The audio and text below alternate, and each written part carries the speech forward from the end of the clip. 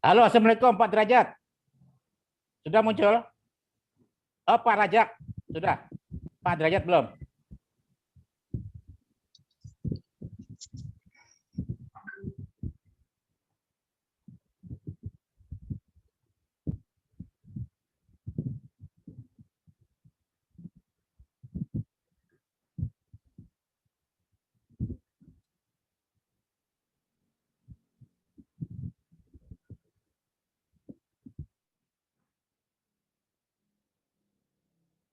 Halo Pak Derajat.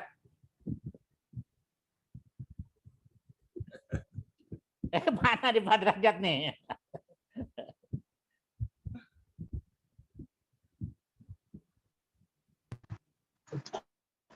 Good.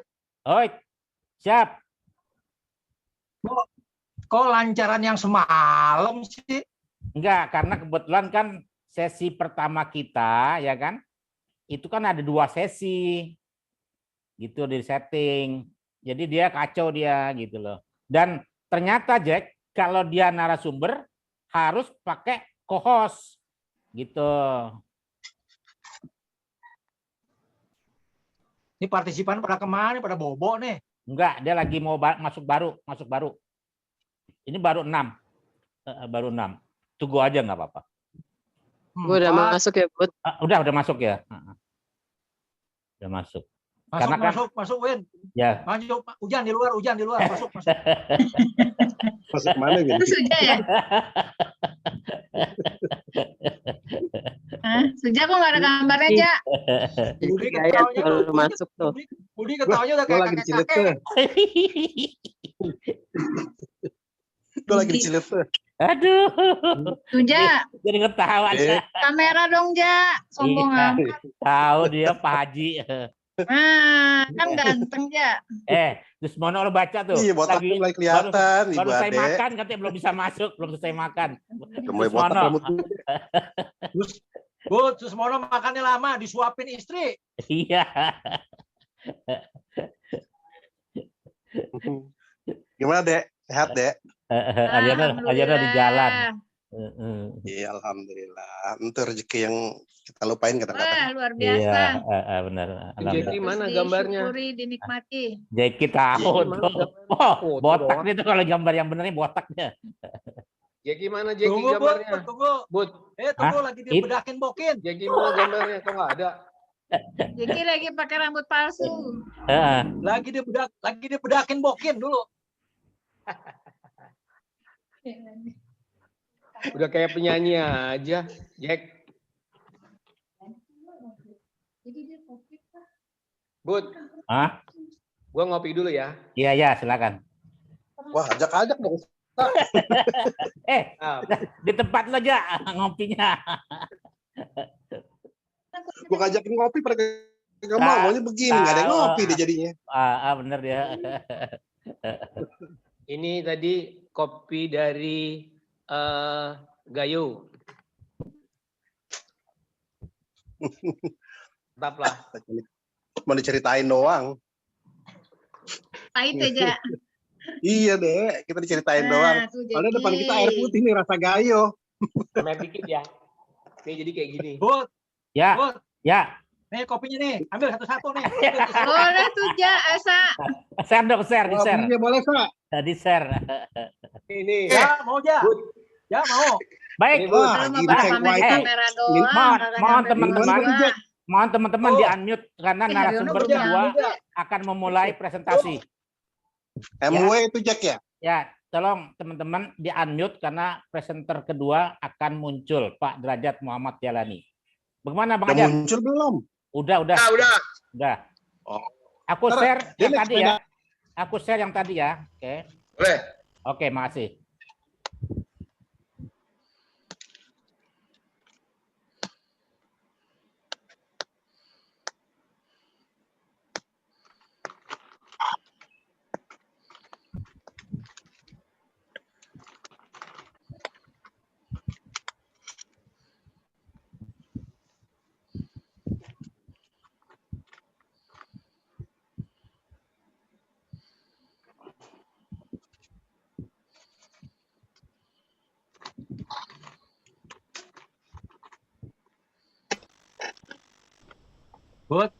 Belum.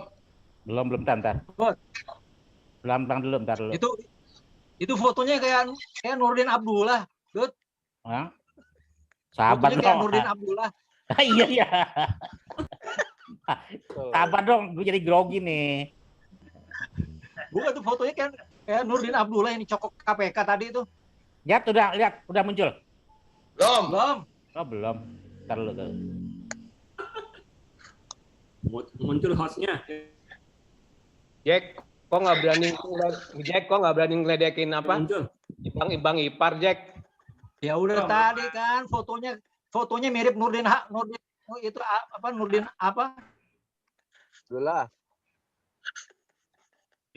Nurdin Abdullah. Komentar Abang Ipar dong, Jack. Abdullah. Udah muncul belum? Jangan, kualat. Udah muncul ya? Belum. Belum sih. Ini punya Pak Udin tuh. Oh ya, sorry. Dia punya derajat. Sorry. Bud, bentar lagi nih, Bud. Enggak, nih ada. Bentar lagi di Bekasi. Bentar lagi di Bekasi mati lampu nih. Masih banjir, Jack. Mati lampu. Bentar lagi mati lampu nih. Ntar. Udah, tadi saya aja kalau nggak ada. Nah, itu betul. Bentar. Bantayang. Sabar. Bantayang tuh derajat tuh. Ya, benar ntar, sabar. Jadi cocok jadi Bupati Kampar deh tuh. Nggak ada modal. Udah Minta sama Gilang sama Gibran dong. Mau Gibran. Ya, cocoknya camat Trias Mudik. Udah dulu, Jat, kamu pakai ini dulu deh, pakai apa? HP dulu yang judul kamu. Ini masih lama nih aku nih. pakai HP. Kan bahannya di HP ada. Ini agak lama nih kayaknya prosesnya.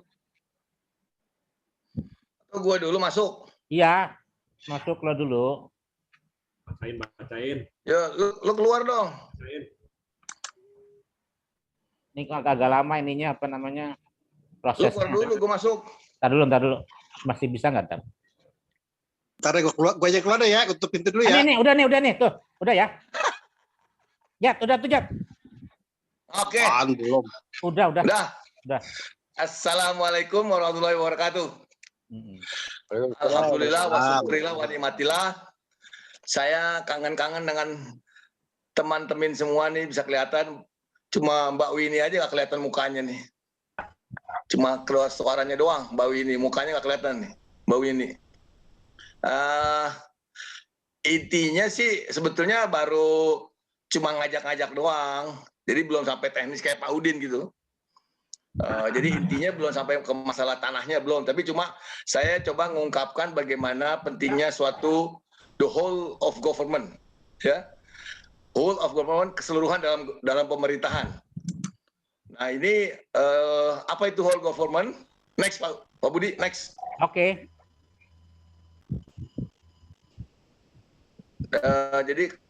Jadi the whole of government itu keseluruhan ya, pendekatan dalam penyelenggaraan pemerintahan, pembangunan, pelayanan publik, dan pemberdayaan masyarakat yang bekerja secara lintas sektoral untuk mencapai tujuan bersama dan sebagai respon terhadap pemerintah isu-isu tertentu ya.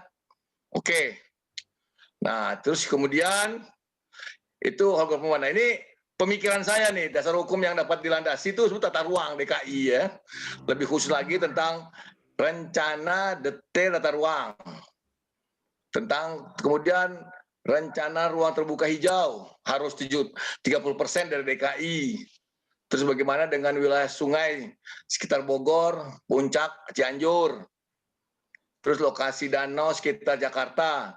Jadi 10 tahun yang lalu saya pernah baca di Kompas, ada penelitian bahwa pemerintah Belanda itu sudah menyiapkan ada sekitar 10 danau sekitar Jakarta ini untuk menampung air curah hujan sebetulnya. Danau-danau sudah ada.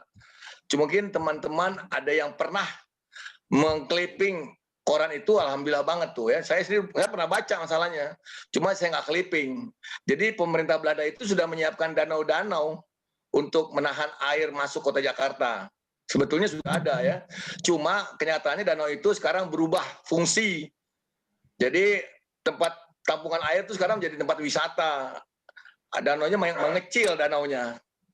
Jadi kalau mohon teman-teman ada data itu, ya alhamdulillah, terutama sih Pak Abu Suja nih punya data dia nih, danau-danau sekeliling Jakarta mungkin, ya. Ya, Kemudian ketiga. juga permukaan air laut utara Jakarta juga mulai adanya intrusi ya, apalagi kalau sudah hari hujan gitu, ada istilahnya ROB gitu ya, ada kenaikan permukaan air laut masuk Jakarta, seperti Kota Semarang gitu kan. Kota Semarang hampir setiap saat banjir, ya. Kemudian juga bagaimana pemukiman penduduk sekitar sungai atau danau Jakarta. Ya, maksud saya pemukiman sungai danau Jakarta ini ketahuan gitu ya. Misalkan sudah jadi perumahan-perumahan ya. Misalkan sudah menjadi penguasaan orang-orang kampung misalkan ya.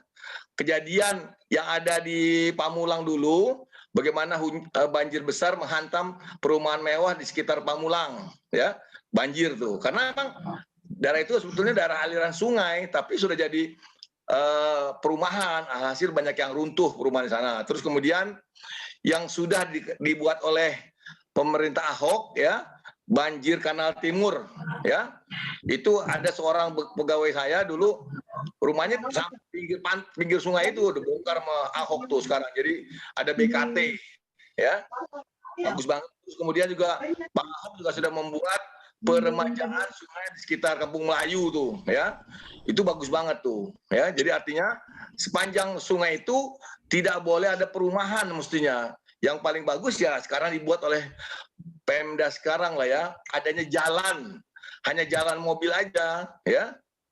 Jadi maksud saya perlu adanya peremajaan kembali sungai-sungai yang sekelilingnya banyak masyarakat, ya. Jadi mohon maaf, kalau di Kuala Lumpur yang saya perhatikan sungai itu berjenjang, maksudnya berjenjang, lebar sungai itu bisa masuk mobil malah, ya, mobil dua mobil itu bisa masuk lebar sungai itu. Dan juga ada tingkatan sungai yang lebar sungai itu membuat tingkatannya gitu. Jadi pada saat banjir itu air hujan bisa tertampung di Kuala Lumpur ya. Karena kalau Pak Anies kan bilang di Jakarta adanya rawa-rawa ya, rawa badak, rawa mangun, kayak gitu ya. Nah itu kan semua Sarawak dasarnya.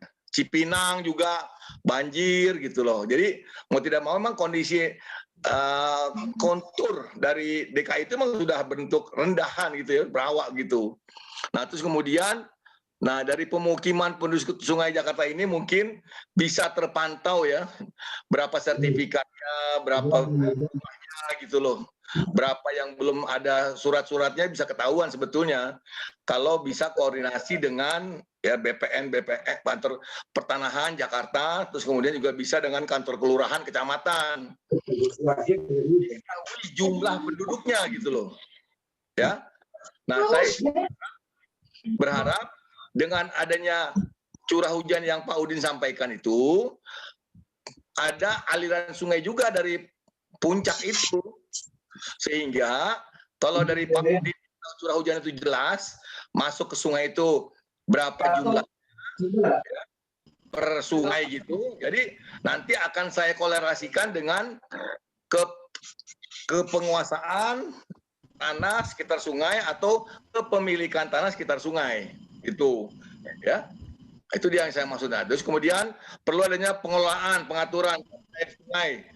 Ya mungkin dalam hal ini lebih fokus kepada bagaimana aliran sungai yang ada di wilayah Jakarta. Mungkin dalam hal ini Pak Abu Suja bisa mengembangkan ya. Terus dan juga adanya peraturan pemerintah kewajiban membuat biopori warga ya. Tiap warga itu mempunyai dia biopori per rumahnya.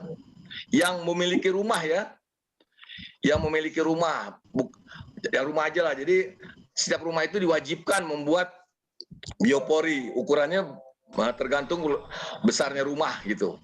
Itu aja sih. Ini mungkin dasar hukum yang dapat dijadikan landasan ya. Ini sih pemikiran saya saja. Monggo silakan Pak Budi. Silakan yang berikutnya slide 5 ya. Berikutnya, next.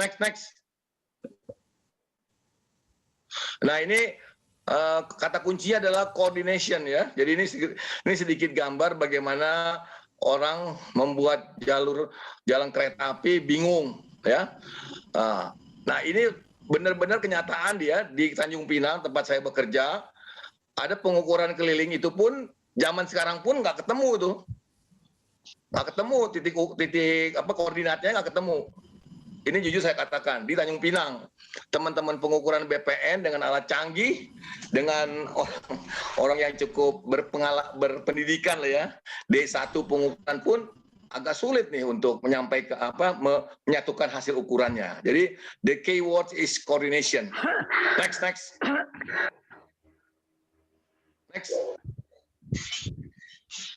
Nah ini bagaimana pendekatan dari WOG, Whole of Government ya, Inter-Agency and Collaboration. Jadi perlu ada meningkatkan, gunanya meningkatkan efektivitas, menciptakan solusi yang berkelanjutan dan menyelesaikan permasalahan dari berbagai aspek. Nah inilah yang mungkin ya 3 aspek ini yang bisa dijadikan suatu landasan buat kita aja dulu, baik mungkin dari sisi curah hujan, sisi fisik wilayah DKI, sisi fisik mungkin juga wilayah-wilayah sekitaran DKI ya, baik Puncak Bogor yang curah hujannya tinggi selalu jadi fokus tuh. Jadi maksud saya,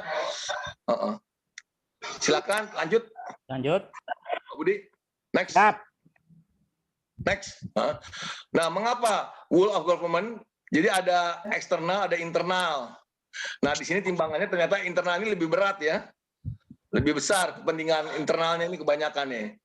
Apakah itu konflik of interest ya, visi misi organisasi yang berbeda dan juga mungkin ketimpangan ya dari sektor masing-masing ya, yang menyebabkan lebih fokus sehingga setiap ada anggaran itu mereka belum terintegrasi kepada bagaimana mengatasi banjir itu sendiri. Eksternal juga pasti ada ya, dorongan publik, tapi ternyata internal ini lebih besar kepentingannya gitu dari masing-masing sektoral ya, baik itu mungkin teman-teman dari PUPR, mungkin teman-teman dari tata ruang, atau mungkin dari teman-teman dari dinas sosial ya. Jadi yang dibuat oleh Pak Ahok itu dengan menggusur masyarakat di sekitar sungai yang ada di Kampung Melayu itu sudah bagus sekali, tapi ternyata masih belum selesai, tetap banjir tetap ada karena memang curah hujan sangat tinggi, disampaikan oleh Pak Udin tadi. Lanjut. Siap. Lanjut, next. Ini contoh praktek penerapan Whole of Government ini ya. Ada namanya pelayanan terpadu satu pintu, ada namanya Centerlink ya. Lanjut, Pak Budi. Oke, siap. Nah, ini contoh dari penerapan Whole of Government sektor pariwisata. Jadi pariwisata itu harus terkoneksi ya, harus tersiapkan dengan semua contoh, baik itu penginapan, hotel, UMKM dengan hasil handkerchief ya, hasil produksi perumahan, terus jalannya juga harus bagus, pendidikannya, pariwisatanya atau kursusnya harus bagus, sosial masyarakat juga harus jangan sampai ada orang minta-minta lagi di jalan atau lampu merah gitu. Kemudian ketertiban polisi juga harus ada.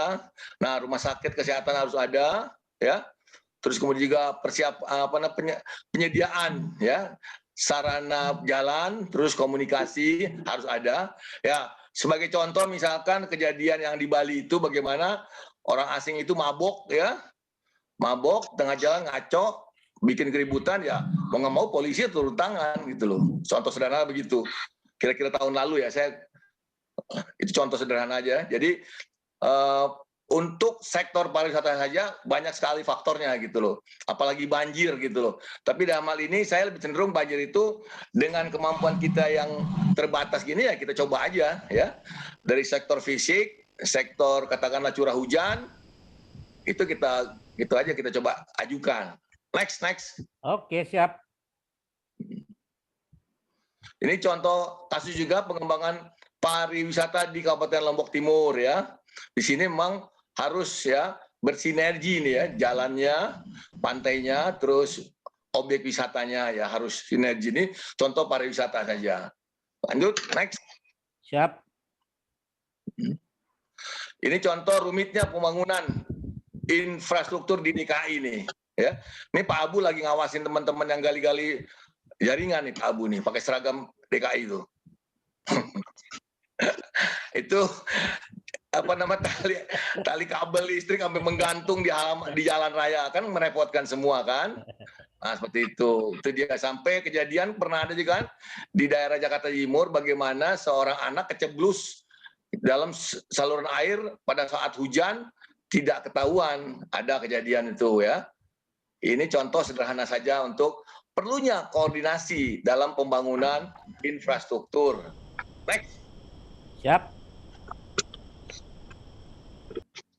Nah, ini bagaimana WOG dilakukan, ada kelembagaan, ada sistemnya, ada SDM-nya. Lanjut, Bu. Oke, 3 unsur siap. ini ya. KSS, K2S ya. Bagaimana prakteknya? Ini agak sulit prakteknya. Jadi kemarin saya usulkan agar perlu adanya seorang ya, atau katakan bukan seorang, task force gitu ya, tugas-tugas khusus untuk banjir di wilayah Jakarta, atau wilayah ya, bukan provinsi Jakarta, di wilayah Jakarta ini. Jadi Waktu Anda 2 menit lagi. Ya, tidak mau adanya penguatan koordinasi antar lembaga, adanya membentuk lembaga koordinasi khusus atau gugus tugas khusus nih ya, atau gitu. Jadi tergantung bagaimana keputusan dari decision maker-nya gitu ya, leadernya itu. Jadi boleh koordinasi, saya rasa nih sudah ada ya, sudah dijalankan oleh pemerintah kita pasti. Tapi membentuk lembaga koordinasi ini yang sampai sekarang belum terwujud ya. Terus ini ada tantangan dalam praktek WOG, SDM-nya, institusi kita, nilai budaya organisasi kita, ya, khususnya masyarakat sekitar Jakarta. Kalau dilihat Kali Sunter ya, tempat di Sunter itu, bagaimana sepanjang kali itu, yang dekat perumahan itu dibuat pagar kawat yang agak tinggi ya. Kenapa? Karena kebiasaan masyarakat sekitar Sungai Sunter itu selalu melempar sampahnya ke sungai. Dibuatlah oleh Pemda DKI itu pagar tinggi sepanjang sungai dengan harapan sampah-sampah itu tidak main lempar-lempar saja ke sungai. Itu kejadian waktu rumah di Sunter ya. Jadi tantangannya itu adalah nilai organisasi budaya. Mungkin dalam hal ini saya lebih cenderung masyarakat DKI ya. Dalam hal ini mungkin Pak Abu lah juga nanti ya. Terus kepemimpinan saya bilang ya, saat ini baru Gubernur Anies yang menjadi leadernya gitu loh. Jadi pokok permasalahan. Tapi menurut saya kepemimpinan itu tidak cuma seorang gubernur, tapi seorang pemimpin wilayah gitu loh. Ya, melebihi sebagian Bogor, Cianjur, Puncak, sebagian Bekasi, sebagian Tangerang. Itu dia. Lanjut. Oke, siap. Nah, ini perlu ada perubahan kebijakan ya. Ini dia. Jadi perubahan kebijakan itu maksudnya Pak Presiden kita nih, Pak Jokowi ini, katakanlah nih, menetapkan seorang pemimpin untuk wilayah banjir gitu loh. Untuk mengatasi wilayah banjir di sekitaran kota Jakarta. Karena kan Jakarta saat ini masih sebagai pusat industri, pusat pemerintahan, pusat perekonomian saat ini. Sebelum 1 menit lagi, Saudara. Sebelum adanya ibu kota negara di Kalimantan Timur. Jadi perlu ada perubahan kebijakan. Lanjut. Ikan sepat, ikan lele lebih cepat, jangan bertele-tele. Enaknya makan, minumnya selasi. Cukup sekian dan terima kasih. Wassalamualaikum warahmatullahi wabarakatuh. Nah, terima kasih pada narasumber. Narasumber ini menguasai medan kayaknya. Nah, untuk narasumber ketiga kepada Bapak Abu Suja dipersilakan. Terima kasih. Ya. Pantunnya dari Riau nih. Iya, betul. Jadi pengantar dulu nih, saya belum bicara teknis karena harus mencari data juga ke kantor pertanahan. Silakan Pak Abu Suja, silakan. Bang Hajat udah, kayaknya masih pengen ngomong ya.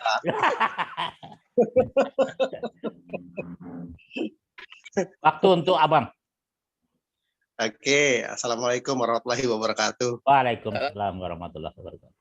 Alhamdulillah, wa syukurillah. Wassalatu wassalamu ala nabil, wassalatu wassalamu ala rasulillah, wa ala alihi wa sahbihi wa mawala. Teman-teman yang saya sayangin, kalau tadi kita udah dengerin dua ahli, dua dosen yang bercerita dengan teori dan akalahnya. Nah, kalau ini bukannya dosen kalau sekarang nih, tukang bodor.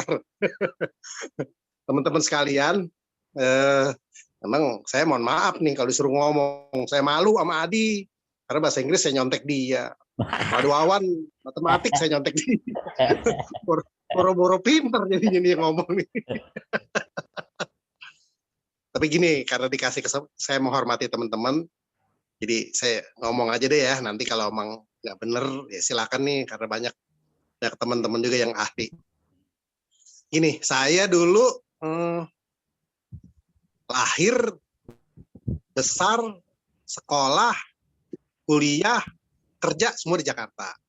Mungkin sama nih, ada Adi, ada Winnie, ada Adek juga dulu mungkin sama, Budi juga mungkin sama. Nah, saya sih cuma ngelihat gini, waktu saya SMP itu, belakang rumah saya banjir. Banjir itu saya lihat sampai ujung mata itu, saya kan di Kebon Jeruk itu, ujung mata Tanjung Duren, itu banjir, air semua. Nah, Tanjung Duren itu baru mau dibangun dengan nama proyek Kopro Banjir, tapi masih kebanjiran. Terus memata memandang sampai Jelambar, banjir.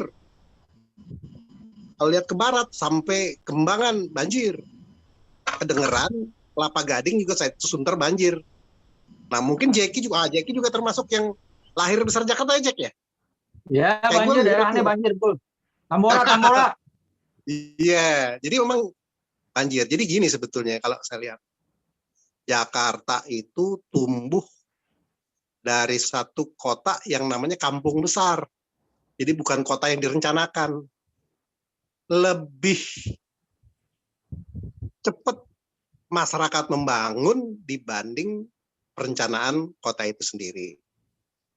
Jakarta, kalau teman-teman juga udah tahu semua ini, itu daerah aluvial, pengendapan ya sebetulnya memang muara air. Saya waktu banjir itu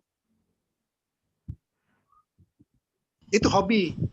Jadi ke banjir seneng kita anak-anak. Nebangin pohon pisang, bikin gepek, berenang. Nah, terus begitu nyebur, kalau tempat dalam itu bisa kelelep. Ya, kalau waktu itu mungkin tinggi sekitar 120 cm kali. Nah, deket-deket rumah tuh mulai naik gitu. Artinya itu yang banjir itu adalah dulu sawah. Ada sawah biasa dan sawah balok. Itu yang pertama saya lihat. Dan itu sebetulnya dulu nggak ada yang teriak itu banjir. Karena belum ada rumah. Begitu Bang Udin datang, Om Sus datang, nah baru teriak, banjir katanya. Ya, itu kondisi alam saat itu. Nah, setiap tahun, kalau menurut saya banjir itu terjadi. Cuman mungkin ada yang skalanya besar, ada yang skalanya kecil. Nah, yang besar itu mungkin 5 tahunan sekali atau 10 tahunan sekali. Jadi teman-teman gini, kalau tadi Derajat bilang, wah ini hujan. Kalau saya sih ngeliatnya gini, Jakarta itu bagian kecil dari kondisi banjir. Kalau lihat Jabotabek, nah itu baru kelihatan. Karena Jakarta sendiri, kalau nggak salah itu ada 13 alur sungai. Semua ke-13 itu pengelolaannya di bawah pemerintah pusat. Kemudian kalau kita lihat hulunya ada di puncak, nah muaranya itu ya di Jakarta. Teman-teman, kalau mau serius sedikit, Jakarta itu sebenarnya udah punya banyak hasil penelitian ini, banyak. Jadi saya juga melihat kenapa Jakarta banjir terus, sementara ahlinya makin banyak gitu. Tadi yang Derajat bilang, air laut masuk. Saya tuh waktu kuliah itu kita masih minum air tanah. Mungkin yang pernah ke rumah minum air tanah itu masih. Nah sekarang di rumah ibu saya udah nggak bisa minum air tanah karena payau airnya. Nah saya nggak tahu nih karena air tanah sudah disedot, sementara bawah kosong terus masuk air laut atau bagaimana? Ntar mungkin ada teman-teman yang ahlinya.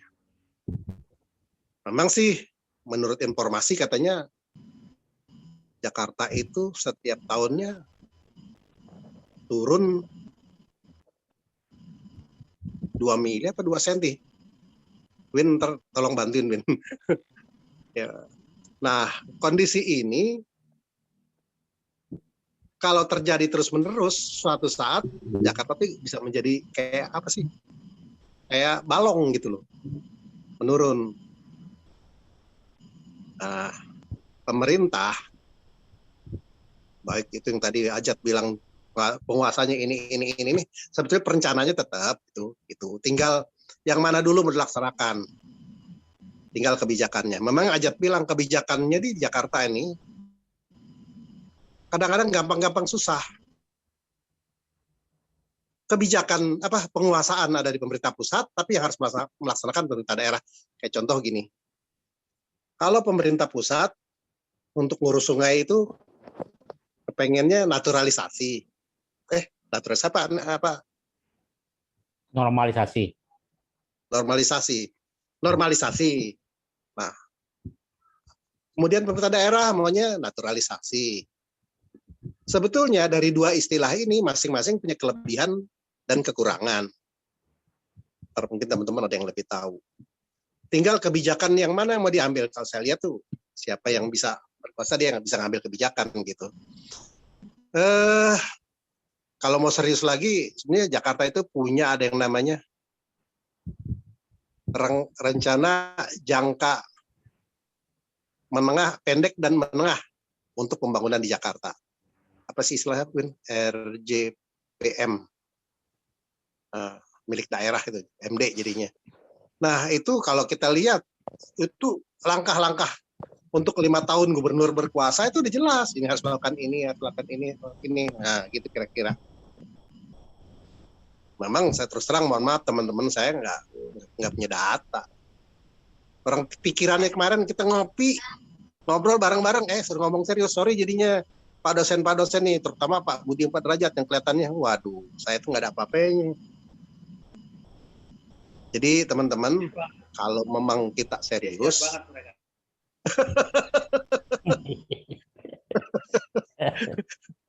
jadi kalau kita serius, memang sebetulnya kalau dari sisi sejarah, saya pernah lihat tuh peta tahun 37 kalau salah, 1937, peta DKI, peta banjir, itu 60-70% resat banjir Jakarta.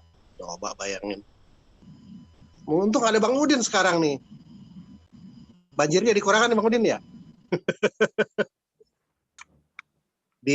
Saya terus terang belum bisa ngomong data. Nanti mungkin Bang Adi bisa nambahin karena sama-sama tumbuh besar di Jakarta. Bang Jeki, Winnie, Ade, siapa sih lagi?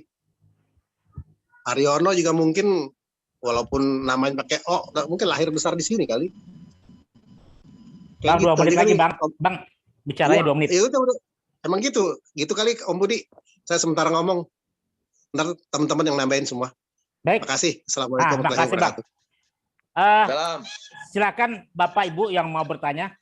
Tapi sebelum itu, siap-siap nanti pada sesi ketiga kita masuk lagi jam 9 ya. Tidur. Silakan yang mau bertanya, silakan. Mau ngopi dulu. Ajat, foto siapa tuh Jat? Ganteng banget Jat. Lagi masih muda. Pertanyaan saya kan udah ada, Winnie, ya, betul. Mbak Winnie dulu. Mbak Winnie mungkin menanggapi dari ketiga narasumber. Silakan Mbak Winnie.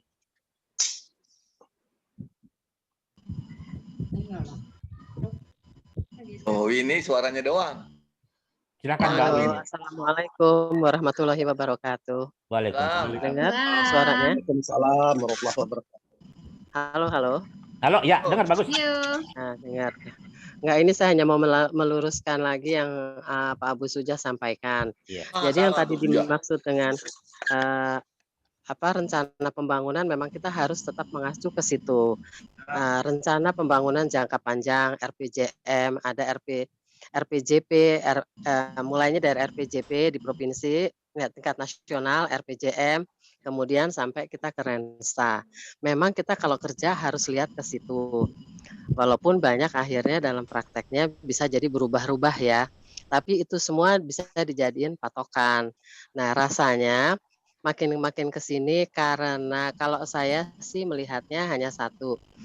Pimpinan daerah banyak yang memang bukan dari murni orang apa ya, orang dari Jakarta langsung atau orang yang tahu tentang DKI. Jadi memang kebijakannya suka berubah-ubah walaupun itu sudah ada. Sudah tercantum di situ. Itu yang pertama ya. Kemudian yang berikutnya kita bisa lihat yang tadi Sujak bilang penurunan muka air tanah itu memang terjadi. Seperti daerah tempat saya di Jakarta Pusat itu juga sudah kita udah nggak bisa lagi minum dari air tanahnya sudah jelek. Jadi air tanah yang ada di rumah saya itu saya pakai buat nyiram tanaman. Jadi saya sekarang berlangganan untuk minum segala kita pakai aqua. Karena modelnya sudah seperti itu. Jadi memang ada penurunan muka air tanah. Terus yang disampaikan oleh Derajat tentang apa ya namanya entah normalisasi atau tadi Sujak bilang apa ya selain normalisasi? Kok lupa ya? Naturalisasi, sorry.